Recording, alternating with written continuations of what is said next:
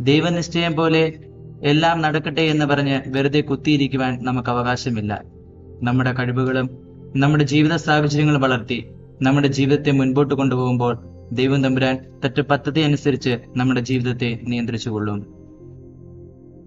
നിങ്ങളെല്ലാവരും ഒത്തിരി സ്വപ്നങ്ങൾ കാണുന്നവരാകണം. നിങ്ങളുടെ ജീവിതത്തിൽ നിങ്ങൾക്ക് ഒരാളെ സഹായിക്കാൻ പറ്റുന്നുണ്ടെങ്കിൽ ഈ പ്രപഞ്ചം മുഴുവൻ നിങ്ങളുടെ സ്വപ്നം, നിങ്ങളുടെ ലക്ഷ്യം സാക്ഷാത്കരിക്കുവാൻ നിങ്ങൾക്ക് വേണ്ടി പണിപ്പെടുമെന്ന് പൗലോ കൊയ്ലോ പറയുന്നുണ്ട്. ഈ ലോകം കടുത്ത മത്സരങ്ങളുടേതാണ്. പിടിച്ചു നിൽക്കണമെങ്കിൽ കടുത്ത മത്സരങ്ങൾ നടത്തിയേ പറ്റൂ. നമ്മുടെ ജീവിത സാഹചര്യങ്ങളും നമ്മുടെ കഴിവുകളും വളർത്തിയെടുത്ത് വികസിപ്പിച്ച് ഈ ലോകത്തോട് നമ്മൾ പൊരുതണം.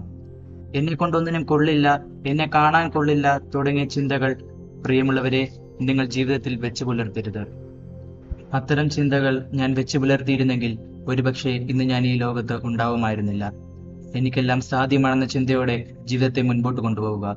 നെഗറ്റീവായിട്ടുള്ള ഒരു ചിന്തയും നിങ്ങളുടെ ജീവിതത്തിൽ ഉണ്ടാവരുത്.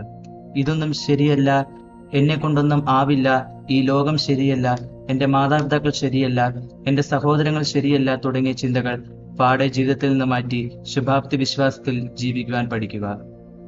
നിങ്ങളുടെ ഒരു സഹോദരന്, സഹോദരിക്ക് അല്ലെങ്കിൽ ആർക്കുമാവട്ടെ നിങ്ങൾ ഒരു ഉപകാരം ചെയ്യാൻ, ഒരു സഹായം, ഒരു നന്മയെങ്കിലും ചെയ്യാതെ മുൻപോട്ട് പോകരുത്.